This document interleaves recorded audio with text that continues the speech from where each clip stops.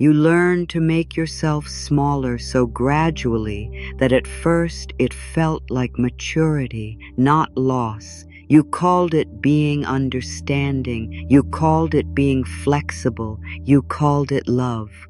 But somewhere inside all that adjusting, you began disappearing in tiny, polite ways. And the ache you feel now is not weakness. It is the part of you that knows you were never meant to survive by reducing yourself for people who only stayed when you were easy to hold. There is a kind of heartbreak that does not look dramatic from the outside. It looks like biting back one more truth because you do not want to seem difficult. It looks like laughing when something hurt because you do not want to ruin the mood. It looks like accepting crumbs with a grateful smile because asking for clarity feels too risky. It looks like editing your needs until they become so small you can barely recognize them. And the hardest part is that you may have become so skilled at this that other people call you calm, patient, low maintenance, selfless. Meanwhile, your spirit feels tired in a way sleep cannot fix. Because this kind of exhaustion is not physical first, it is emotional. It comes from carrying the weight of who you are and the effort of not fully being it. It comes from living with your inner hand on a dimmer switch, always checking the room, always measuring someone else's comfort, always wondering how much of your truth will make them pull away. That is a lonely way to live, not because no one is around you, but because you are never fully allowed to arrive. And let me say something clearly. The pain is not only that some people left. The deeper pain is how much of yourself you gave away trying to make them stay. That is the wound beneath the wound. Not just abandonment, but self-abandonment. Not just rejection, but the private ritual of rejecting your own instincts before anyone else gets the chance. That is why this hurts in such a deep and confusing way. A part of you knows the loss was real. Another part knows you have also been losing yourself. Here is the paradox that changes everything. Shrinking yourself does not protect love. It only protects the arrangement. It protects access. It protects familiarity. It protects the pattern where one person gets to remain comfortable while the other person becomes easier to consume. But love, real love, does not ask you to become less visible so it can feel more secure. Real connection does not require you to apologize for your depth, your sensitivity, your standards, your voice, your timing, your feelings, your becoming. If someone can stay only while you are edited, they are not staying with you. They are staying with your self-erasure. That is a hard truth. I know it is, because part of you may still want to believe that if you had just been softer, quieter, easier, less intense, less honest, less needy, less something, then maybe it would have worked.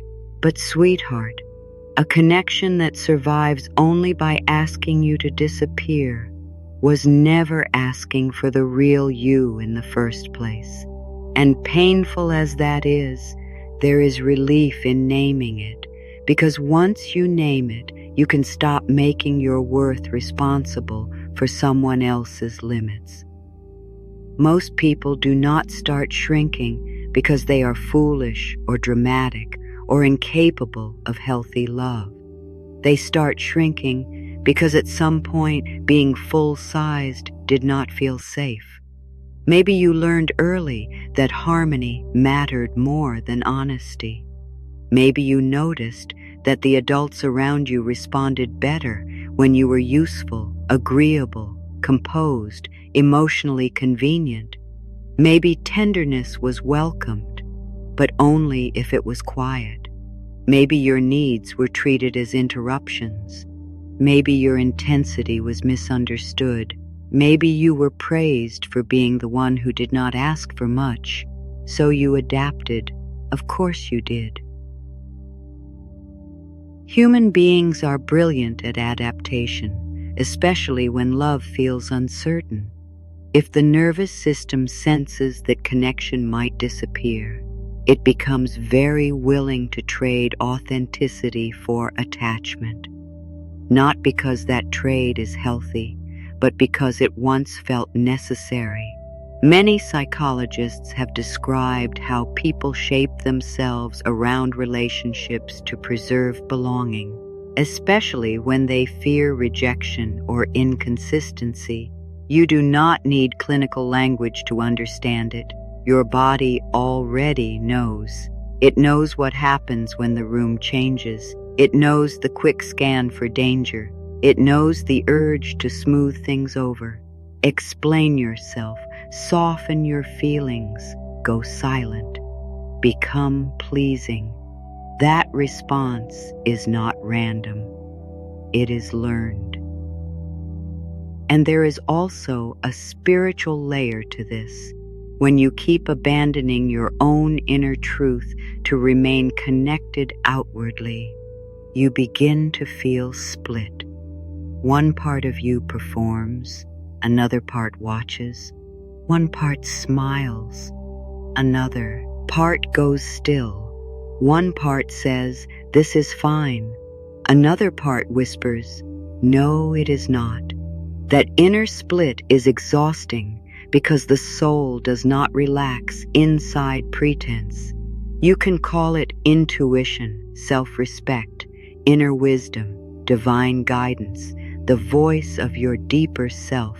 Whatever language speaks to you, the message is often the same. You were not made to earn love by betraying your own aliveness. This is why certain relationships leave you feeling strangely hollow, even when nothing obvious is wrong. No one yelled, no one slammed a door, no one said cruel words. And yet after the conversation, after the visit, after the text exchange, you feel depleted, smaller, tight in the chest, foggy in the mind. You start second-guessing what was simple 5 minutes ago. That matters. It matters because your body often recognizes self-abandonment before your mind has the courage to admit it. The body says, "Something in me just left the room. Stay with me here." This is not about becoming rigid or suspicious or impossible to love. This is not about walking through life with a magnifying glass over every interaction, writing emotional performance reviews for everyone by candlelight. That sounds very dramatic and also deeply tiring. This is about learning the difference between healthy adjustment and harmful reduction. Healthy adjustment says, "I can be considerate without leaving myself." Harmful reduction says, "I must disappear a little so this can keep working." One is maturity, the other is self-loss, wearing good manners. And here is what most people miss. The habit of shrinking often feels virtuous. It can feel spiritual. It can feel like patience, compassion, forgiveness, generosity. Sometimes it even looks noble from the outside, but if your kindness repeatedly requires silence around what hurts, if your compassion always flows outward and never inward, if your flexibility only bends one way, then something sacred in you is being asked to live on too little air. You are not becoming more loving by abandoning yourself. You are becoming more absent to your own life. So how do you begin changing a pattern that has become almost automatic? Not with force, not with shame, not by waking up tomorrow and becoming a stranger to yourself. You begin kindly. You begin by noticing. You begin with a simple practice I want to call the return to full size. The return to full size has 3 steps: notice, name, stay. Notice is the moment you catch yourself getting smaller. It is the pause where you feel your voice change, your body tighten, your truth start backing away from your mouth. Notice is not about fixing anything yet. It is simply becoming honest about the moment you begin leaving yourself. Name is where you gently tell the truth about what is happening, not the dramatic store, and not the accusation, just the clear naming. I am minimizing myself right now. I am rushing to make this easier for them. I am pretending this does not matter to me. I am calling discomfort peace. Naming interrupts the old spell. It turns a vague ache into something visible. Stay is the bravest part. Stay means remaining with your own truth for a few moments longer than you normally would. Stay means not abandoning your feeling the second it creates tension. Stay means letting your need exist without immediately explaining it away. Stay means inhabiting your full emotional size, even if your voice shakes, even if the room gets quiet, even if someone else does not know what to do with your honesty. Do you see how gentle this is? Notice, name, stay. This is not a strategy for winning anyone back. It is not a technique for controlling outcomes.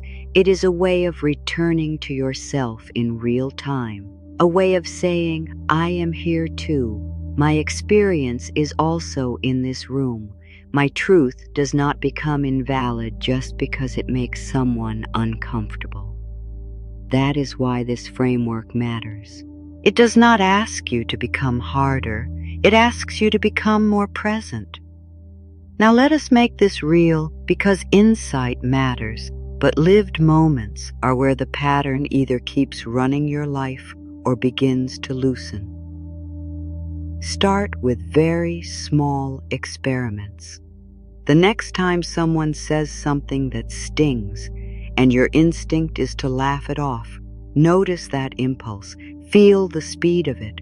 Feel how quickly your system wants to protect the connection by sacrificing the truth. Then name it quietly to yourself. I am about to make myself smaller. And then stay. Maybe staying looks like not laughing.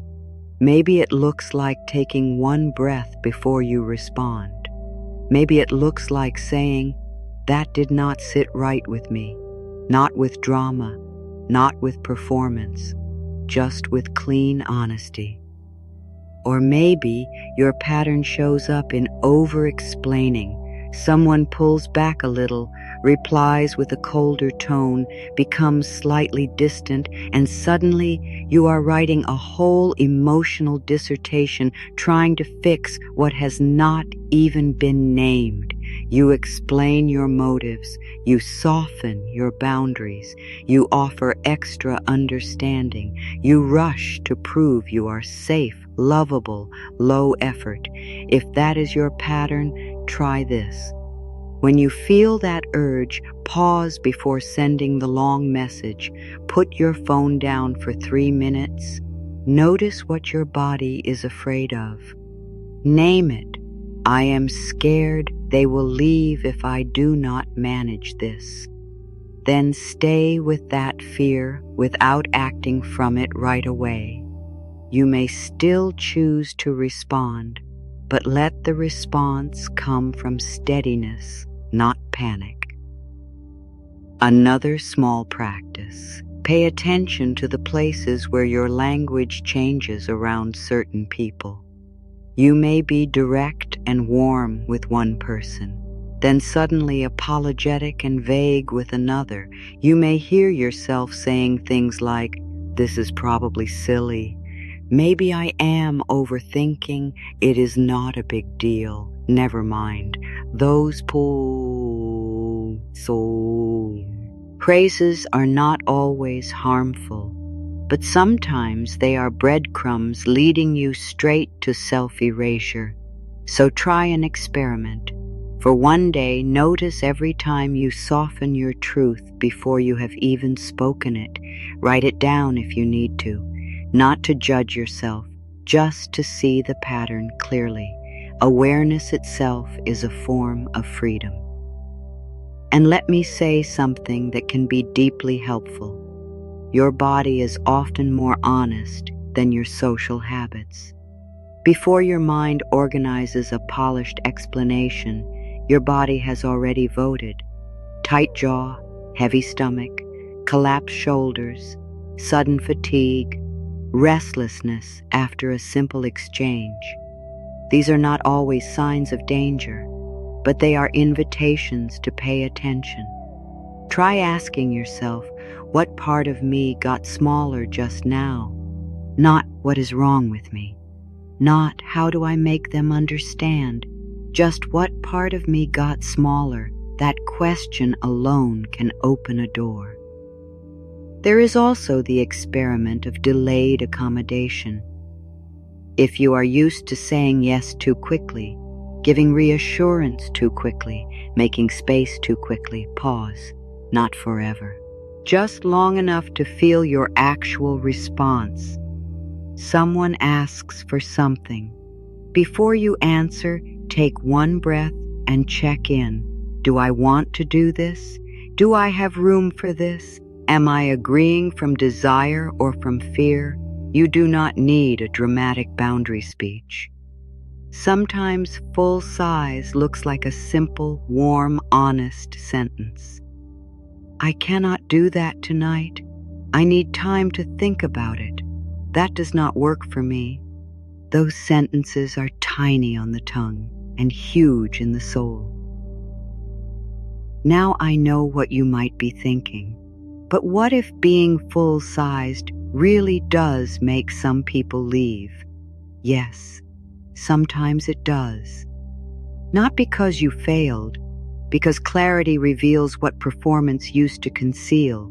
When you stop over-functioning, some dynamics wobble.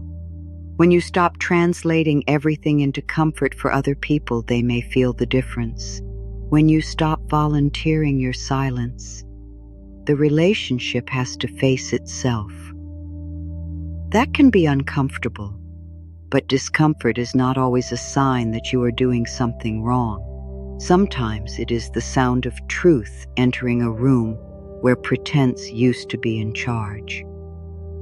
And honestly, some people are only comfortable with the version of you that does not interrupt their habits. The minute you become clearer, they act confused. The minute you stop carrying all the emotional groceries, they suddenly want to discuss your tone. Fascinating, very convenient, almost impressive in a disappointing sort of way.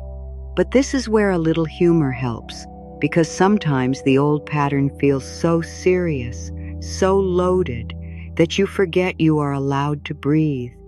You are allowed to notice the absurdity of becoming your own unpaid public relations team just to keep a shaky connection from wobbling.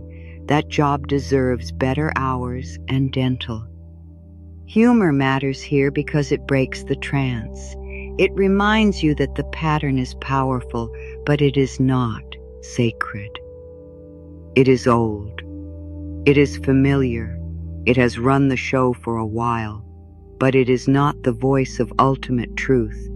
You can smile at the habit while still taking your healing seriously. In fact, that warmth can make change feel safer. Not every act of self-return has to arrive with thunder. Some of them arrive with a soft laugh and a brave little no. There is another place this work becomes very real, and that is in the moments after you have already shrunk, because sometimes you will not catch it in real time. Sometimes the conversation will end, the visit will be over, the message will be sent, and only later will you feel that familiar heaviness. Please do not turn that into another reason to judge yourself. Late awareness is still awareness. In fact, it is often the doorway. So when you notice after the fact, try this. Sit quietly for 1 minute and replay the moment without attacking yourself. Ask, where did I leave my side? Where did I smile past my no? Where did I volunteer comfort that cost me honesty? That kind review is not rumination. It is repair. Repair can be very small. It may mean sending a simple follow-up message that says, I answered too quickly earlier and I want to be more honest. It may mean deciding that next time you will pause before agreeing. It may mean writing in a journal. The truth I did not say was this: these are not dramatic acts, but they matter because they teach your system that even when you miss the moment, you can still return to yourself. You are not failing because you are learning in layers. Most deep patterns unravel that way, one brave recognition at a time. It also helps to notice the environments where you feel naturally full-sized.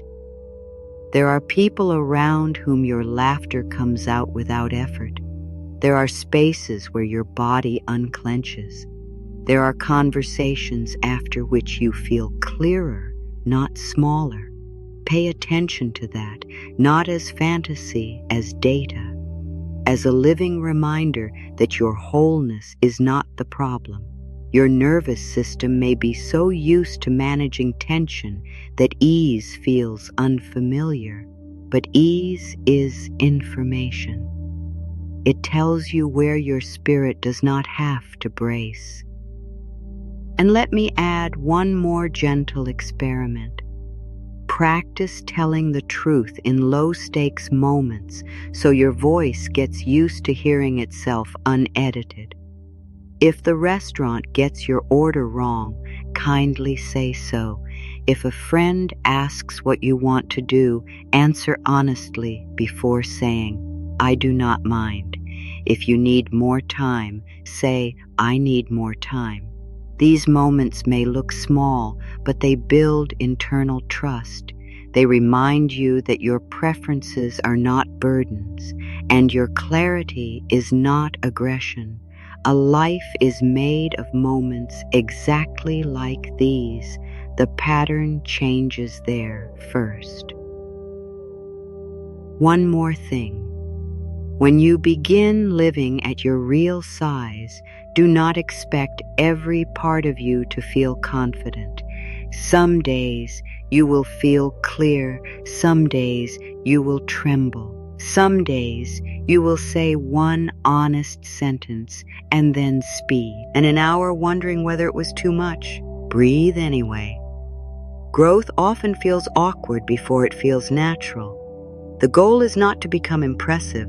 The goal is to become congruent, to let your inner life and outer life stop arguing so much that quiet agreement inside yourself is worth more than the comfort of being endlessly manageable. Let us go deeper, because shrinking yourself is not only about what you do, It is also about what you believe will happen if you stop. Underneath the pleasing, the editing, the over-accommodating, there is often a private fear. If I am fully myself, I will be too much. If I tell the truth, I will be punished. If I stop carrying this connection, it will collapse. If I need more, I will be abandoned. These beliefs are rarely loud. They sit in the background like old house wiring, quietly shaping what turns on and what goes dark. The work is not to shame those beliefs. The work is to outgrow them. One way to begin is by offering yourself a different sentence. When the old fear says, "If I do not shrink, I will lose love," try answering with, "What leaves, because I became honest, was never resting in truth to begin with." Or try, "Being fully myself may change the relationship, but it does not diminish my worth," or even more simply, "I do not have to disappear to deserve connection." These are not magic phrases. They are anchors, ways to steady yourself while your nervous system learns that authenticity and belonging do not have to be enemies. You can also practice full size in private before you practice it in front of anyone else that matters. Because some people try to become more authentic only in the moments that trigger them most, and then they feel overwhelmed. Begin somewhere softer. Sit alone and say out loud what you usually swallow. "I did not like that. I wanted more. I felt hurt. I am tired. I miss myself." There is power in hearing your own truth spoken in your own voice. It teaches your system that honesty is survivable, that your inner world does not have to remain hidden to be safe. Another beautiful practice is to stop rushing to interpret someone else's distance as proof that you must become more accommodating. Sometimes people are distant because they are distracted, sometimes because they are limited, sometimes because they are unclear, sometimes because they want what you no longer want to offer. Everything is not your cue to shapeshift. Everything is not your assignment. Let some things remain theirs. Let other people have their own weather without making your body responsible for changing the sky. This matters especially in love, where many people confuse anxiety with devotion. If you feel constantly compelled to monitor, soothe, predict, edit, and earn, that is not always intimacy. Sometimes it is vigilance dress, set up as attachment. Genuine care can contain effort, yes, but it also contains rest, room, honesty, mutuality, a place where you do not have to rehearse your worth before entering. And if you have rarely known that kind of steadiness, it may feel unfamiliar at first. You may even mistake calm for lack of chemistry. Be gentle with yourself there. A regulated connection can feel strange to a heart trained on unpredictability. And here, my love, is the permission you may have been waiting for without even knowing it. You are allowed to stop auditioning for a place in someone's life. You are allowed to stop calling self-erasure loyalty. You are allowed to stop wrapping your truth in so much softness that it disappears before it lands. You are allowed to tell the truth earlier. You are allowed to disappoint people who only know how to relate to the edited version of you. You are allowed to become inconvenient to the patterns that have kept you small. You do not need one more sign. You do not need to become easier to understand by people committed to misunderstanding you. You do not need to bleed proof of your goodness before asking for reciprocity. You do not need to stay in emotional contortion just because you have been there a long time. You do not need to keep translating your hunger into politeness so no one has to witness your real need. You are allowed to be whole in the room, even now, especially now. And I want to say this as tenderly and directly as I can. It is not your job to make your soul more digestible for people who only know how to receive what does not challenge them. It is not your job to flatten your intuition, lower your standards, blur your boundaries, and dim your joy so someone else can feel unthreatened. You are not difficult because you have depth. You are not too much because you can feel. You are not demanding because you want honesty. You are not broken because pretending has become unbearable.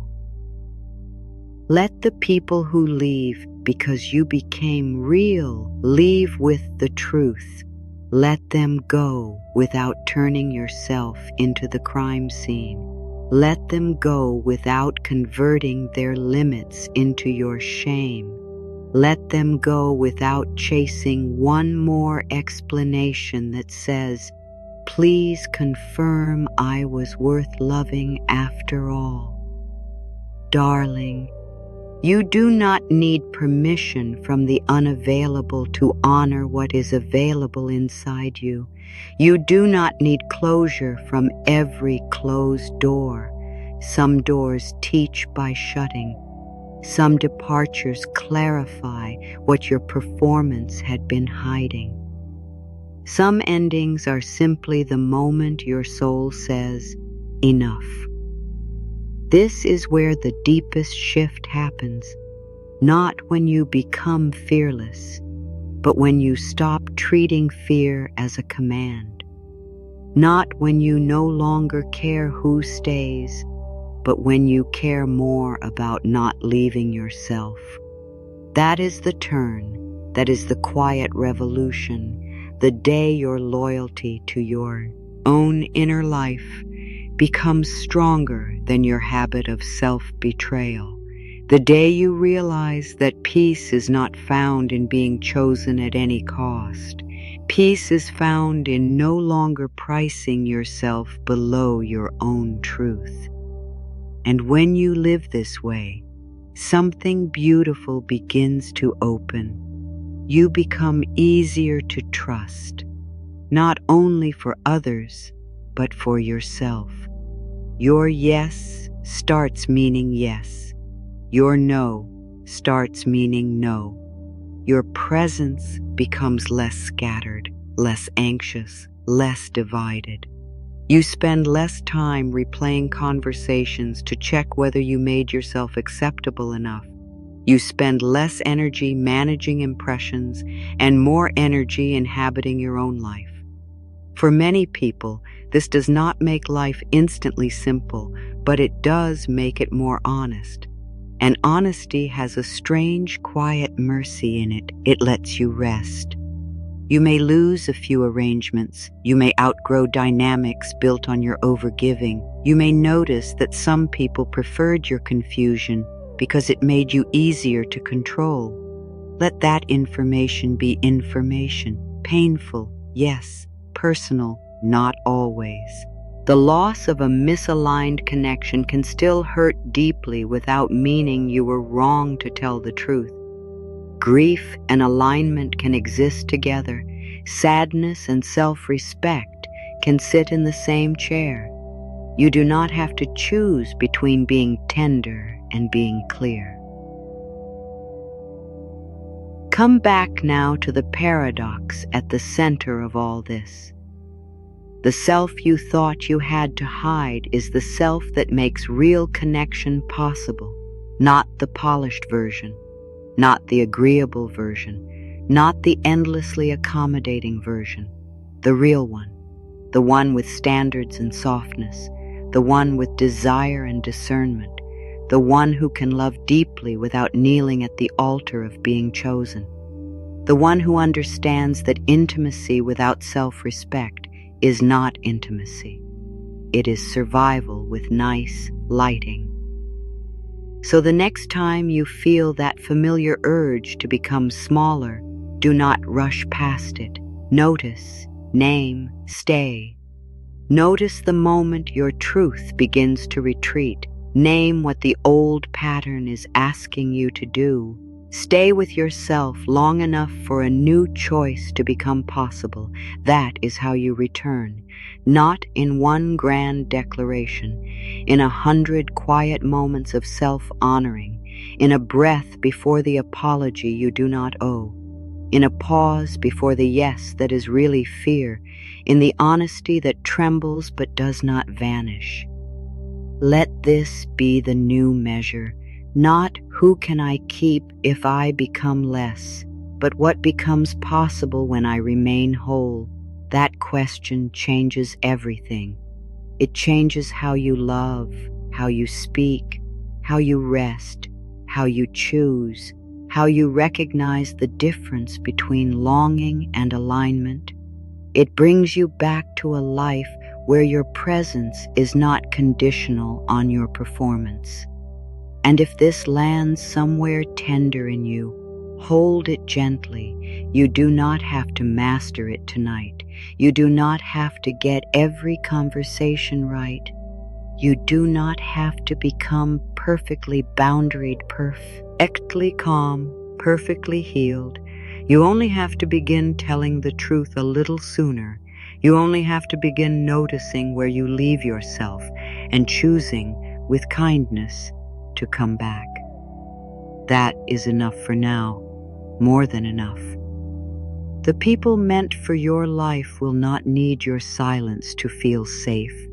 The love meant for you will not ask for your disappearance as proof of devotion. And the more faithfully you return to your own full size, the more clearly you will recognize what is mutual, what is honest, and what is finally no longer yours to carry.